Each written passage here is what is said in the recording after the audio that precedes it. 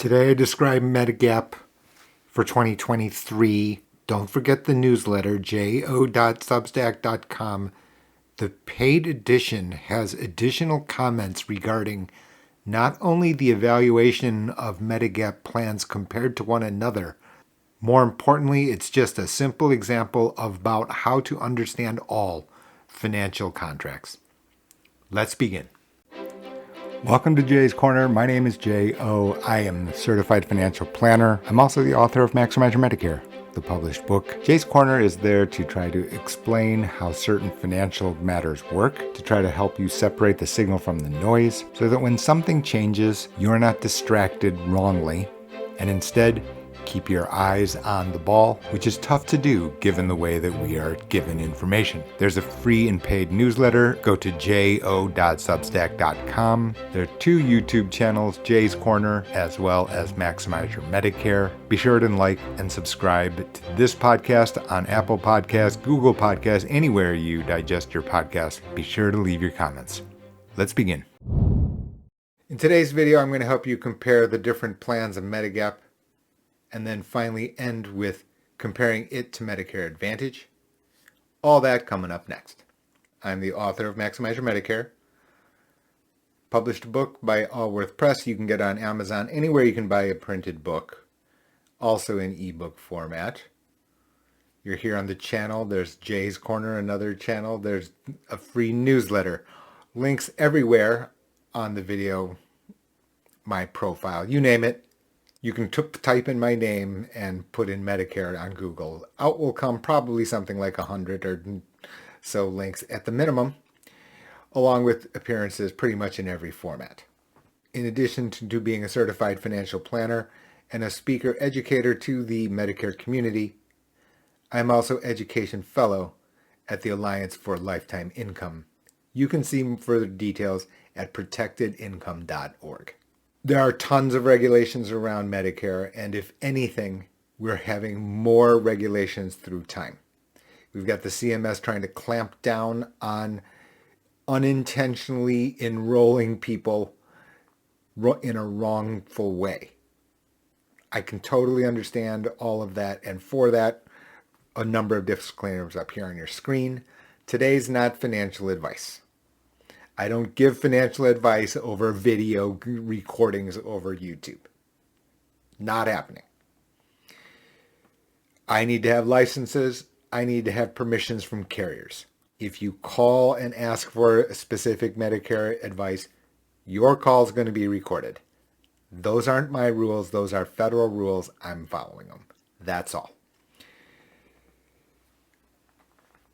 Straight to the guts. Let's get straight to the guts here, which is this is the standardized grid of Medicare coverage. Doesn't matter what carrier. It can be Jay's Insurance Company. It could be Blue Cross Blue Shield of XXX. It's fine. This grid will be the same. Now, every carrier is not required to offer every plan. Nevertheless, this, on a nationwide basis, is the set of plans that is available. As you can see, a lot of X's show up, and the way to read this chart, which is available on MaximizeYourMedicare.com, the official website for the book, is that if a box is filled in with an X, then it is coverage, meaning that cost is covered. So you can see it there. Part B deductible, usually not covered, except by Plan F, Plan C, which are discontinued as a result of MACRA, a legislative change. However, beyond that, once you satisfy the Part B deductible, you can see that costs that not covered by original Medicare are largely covered using Medigap to a very wide degree. And you can see it there. There are exceptions. Right? You can see that plans K and L do not offer 100% coverage if you incur these costs under Medicare. That said, they also have out-of-pocket maximum limits. By far, the most popular plans are Plan G and Plan N. That said, what I thought I would do is start with a quick review of Plan F and Plan G because they do illustrate a principle that will be important as we consider Plan G versus Plan N. Let's just start here with Plan F and Plan G. Quite clear here, right? Which is that Plan F, you literally don't do anything, meaning that Plan F will cover your Part B deductible and every other out-of-pocket cost for health care services that is covered by original Medicare. So, what does that mean? That means that as long as your health care service is covered by original Medicare, the federal government, the federal card, then the Medigap carrier, your Plan F carrier, will cover the balance, period. There aren't exceptions to this. As in any Medigap plan, the outstanding characteristics are still there. There's no network, meaning the network, in air quotes, becomes any healthcare provider that accepts the federal Medicare card. There are going to be rate increases. We will discuss that process as we go forward and surprising findings about Plan F specifically in the very near future. The main takeaway, however, is that once you are on Medigap, once you are a Plan F policy owner, Plan G, Plan N, K, L, any Medigap plan, once you are an owner, the only one who can eject you is yourself. No circumstance can occur where you would be ejected other than you've lost Medicare Part A and Part B, or Part B, you must have both, or you stop paying premium for your Medigap plan. Unless you are intentionally trying to eject yourself, no other party can force ejection upon you. It's important because now you can understand why I spend lots of time in Maximize Your Medicare to make sure that people understand the enrollment rules, the enrollment windows, as well as the ramifications of the ability to switch across plans, as well as between Medigap and Medicare Advantage. The implication of this is important for some. For other persons, not so important. The money is more important. It's not my job to decide that for you. In fact, I don't like placing my value judgment upon anyone. I don't have your circumstance. I don't have your background. So it's not really my place to put a priority on your money and your sense of security on one configuration or another. Now we go to Plan F, Plan G is also clear. The only difference between Plan F and Plan G is the fact that under Plan G, you are responsible for the Part B deductible, which is $226 in 2023. Once you satisfy it, it will behave exactly as Plan F, which means it does not matter if original Medicare approves the healthcare service, you are covered for the balance. There's no doubt or question about this.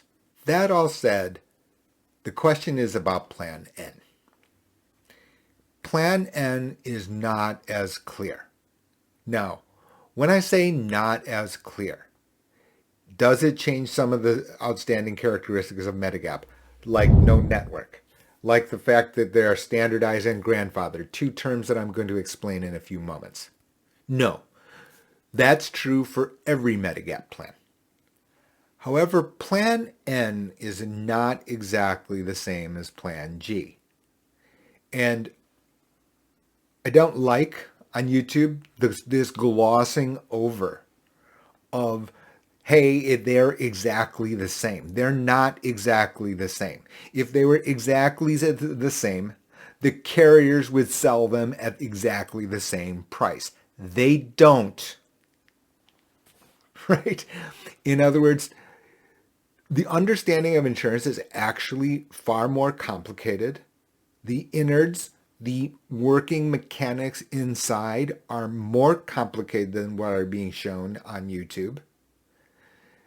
The fancy degrees, all the letters after my name, experience in complicated securities markets around the globe. I can tell you that the innards here are complicated. We live in a world where we want a simple answer, and I can understand that. We got lots of fish to fry. I don't want to think about this. Someone told me they're the same. I just believed them.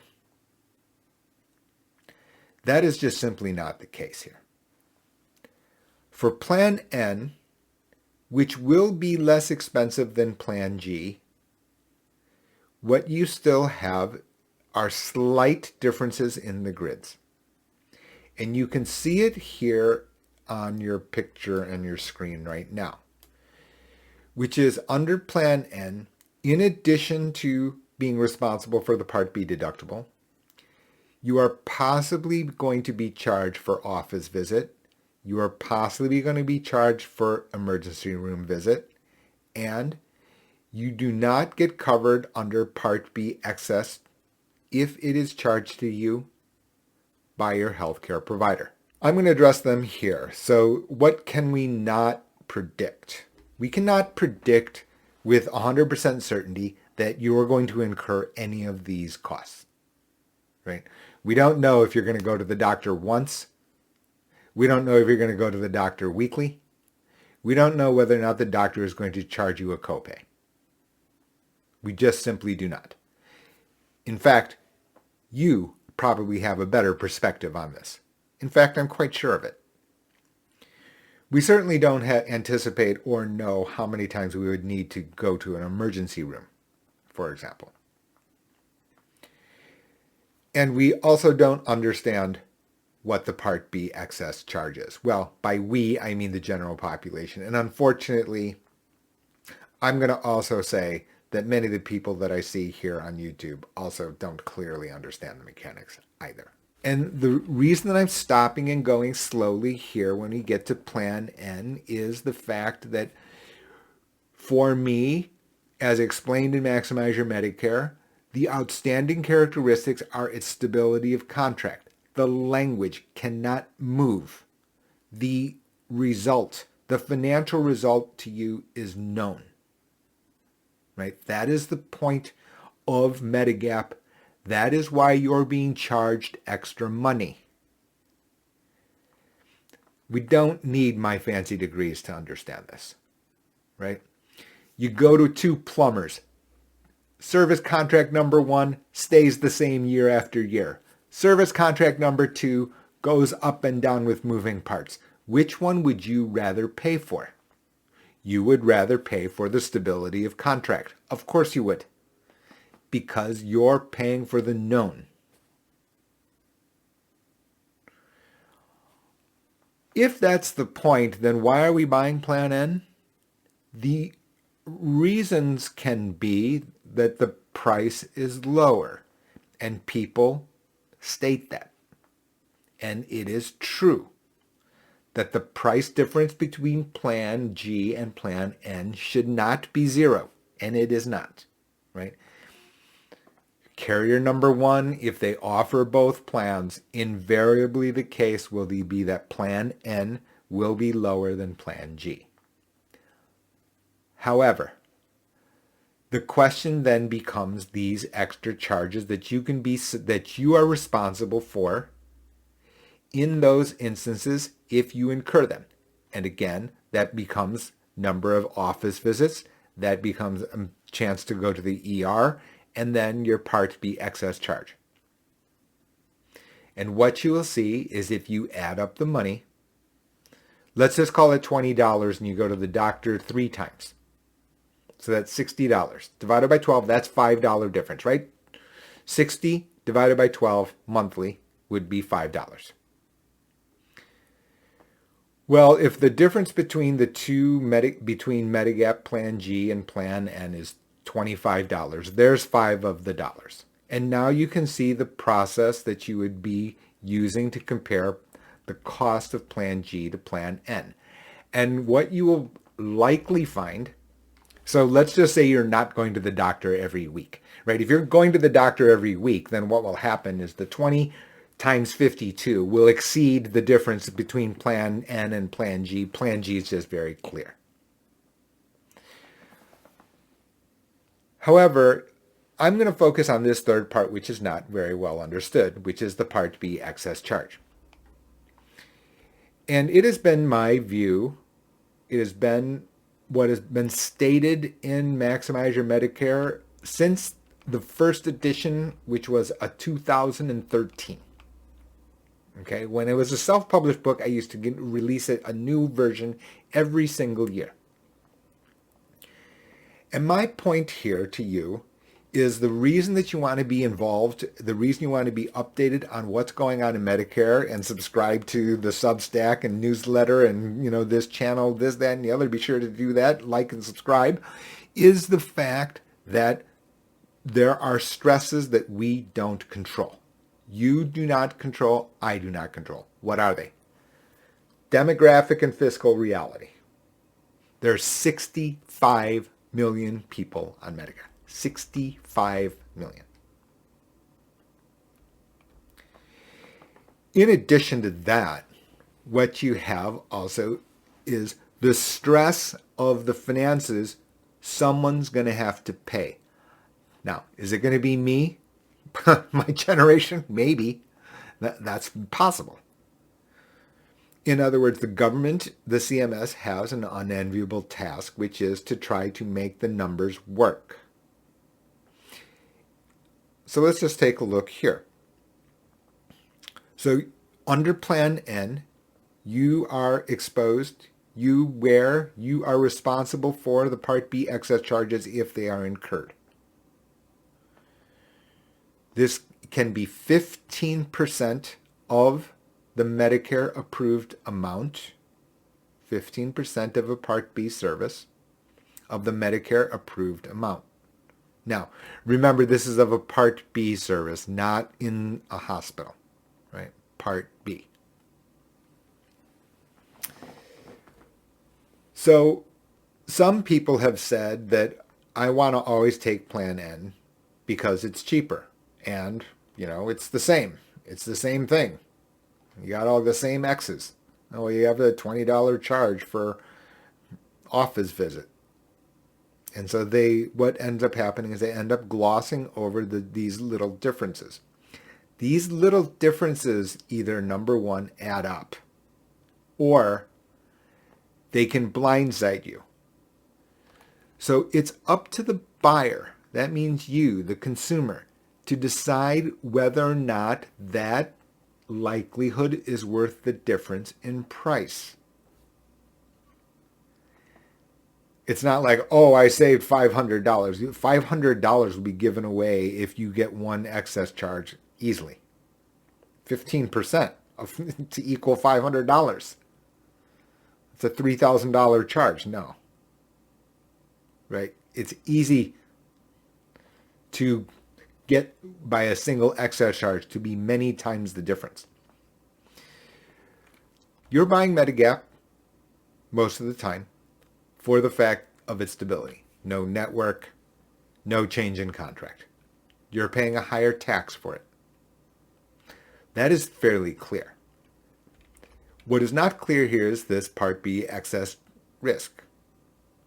And some people have claimed that the way that people get accepted into Medigap plans exposes Plan G to higher premium increases in the future.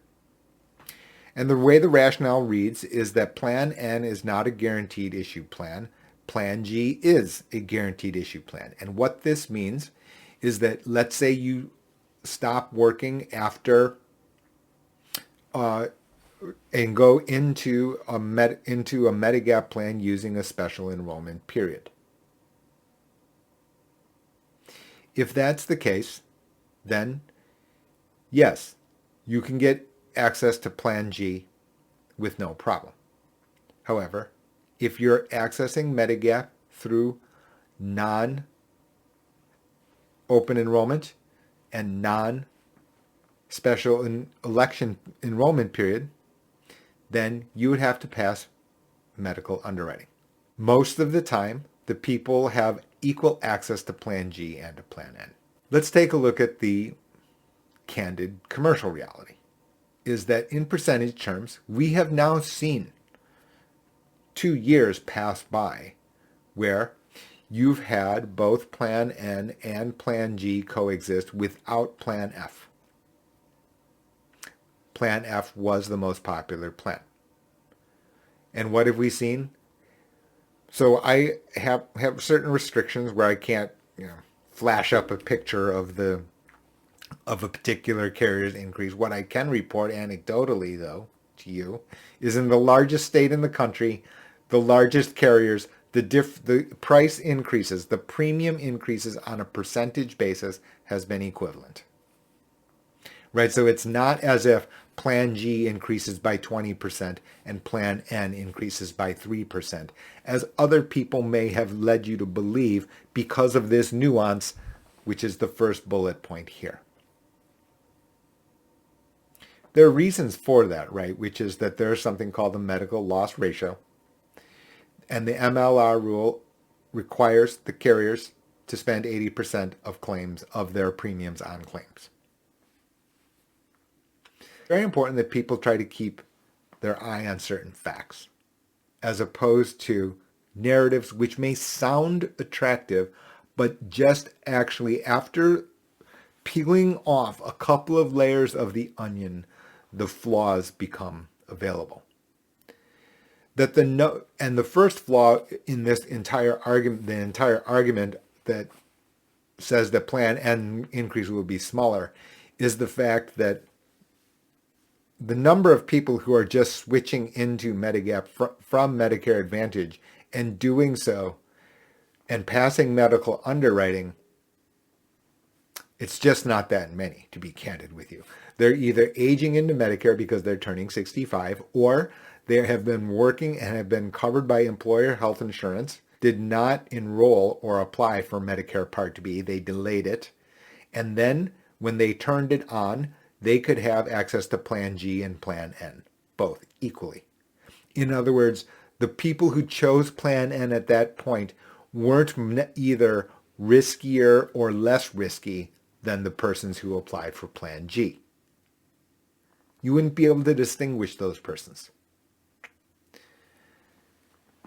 The second part is that it completely ignores the incredibly intense competition.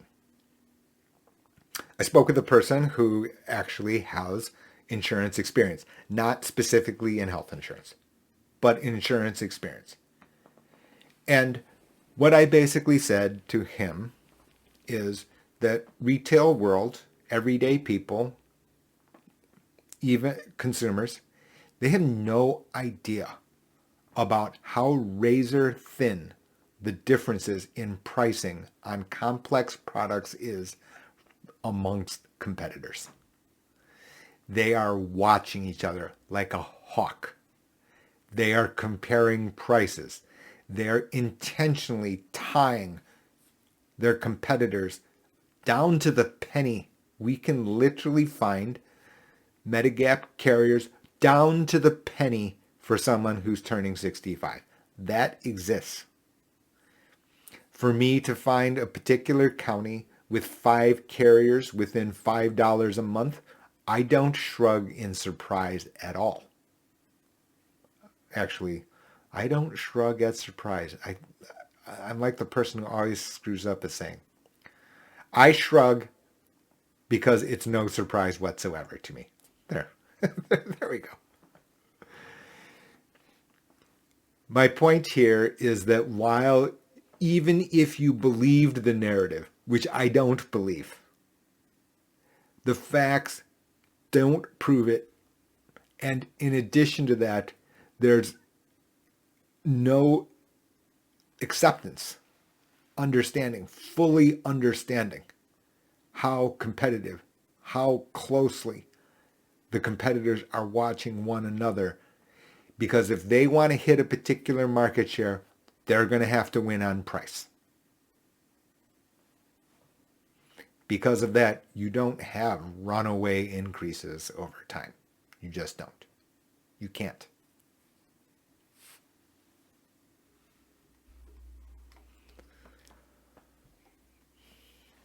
Let's take a practical point of view about what Part B excess actually is, right?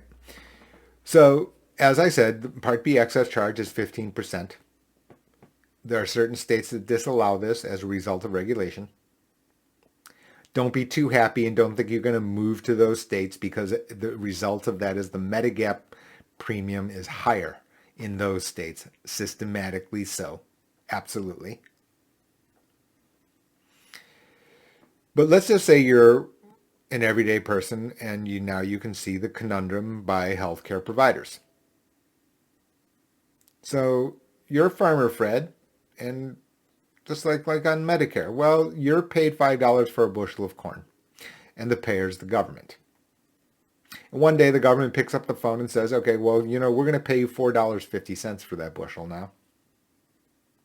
What would you do if you were Farmer Fred? Well, guess what? I'm going to have to get my money back. Farmer Fred's going to have to get his money back from somewhere. Let's just put it, and before, you say, okay, well, I don't know any farmers. Okay, let's just call it your grandchild. What do? Newly minted physician. $120,000 on average in debt. That I picked it off the internet. That sounds too low, right? There's such a thing as a physician's mortgage. In other words, so steep is the educational debt. I glossed over the two schools that I went to. That's $500,000 of tuition. Easily. Tuition. I didn't talk about a place to sleep yet, or buying books, or having a beer. So you can see the true cost of being a physician, $674,000 plus risk. Now, I didn't include the graphic, but it's there, which basically totaled up the amount and the opportunity cost that it would cost for a person, a productive person, a determined person, to become a medical doctor. Oh yeah, by the way, the CMS called me up and said, we're going to lower your pay. What would Farmer Fred do for himself? What would Farmer Fred tell his grandchild?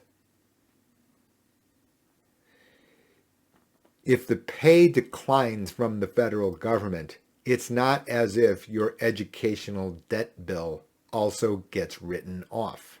Well, we're not talking, let's leave out the current debate about college loan forgiveness.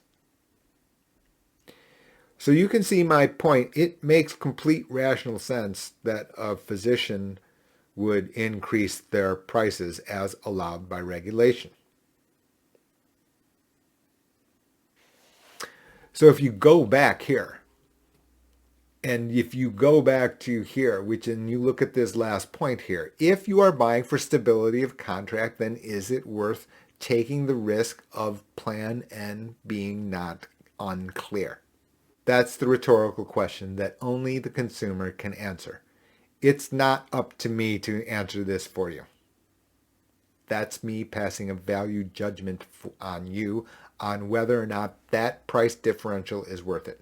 This is especially true in this particular instance, which is, let's take a look at Plan N versus Medicare Advantage. That you could say that Medicare Advantage is too flexible because of the fact that the premium is this low. So let's just call Plan N $90 a month. That's a good working number for a female, turning 65. The reality is, if the difference between Plan N and Plan G was $25, so now Plan G is 90 plus 25, $115, and these are good working numbers. Which is that my question is going to be for people and for you is, okay, am I trying to save $25 a month and expose myself to this risk? If it is worth it to you, then then I have a follow-up question, which is, why are we not trying to get all the way to zero? Right? If it was worth doing for $25, why are we not trying to go all the way down to zero? Because money is at a premium. Current dollar money is worth a lot to you. And the way that I have interpreted that is because you have valued $25 worth.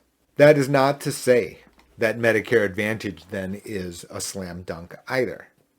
It is just to say because it has inherent characteristics that you always must consider. Crazy people write 225-page books with more than 100 footnotes in it. Right? The nature of Medicare Advantage is it is still an annual contract. That means every moving part, every moving paragraph moves every year. It has happened to be that the intense competition on all Medicare matters also has benefited consumers when it comes to Medicare Advantage. There's no question. And again, this isn't using, my Ivy League degree or, securities analysis understanding of global financial markets. No. This is just practical, this is just practical common sense. There were 5 sellers. There are now 25 sellers. Guess what? The benefits to the buyer are going to be improved. Yes, groundbreaking, right? Yeah. That doesn't mean that it's only always going to be that way, by the way. Right? I didn't say that this dynamic of the incredible competition is going to be a one-way train and an unstoppable one-way train. I could stop this train. Sure. You can make me the czar of the CMS. I could stop this real quick. Right? A legislative change or legislative modifications can slow this dramatically.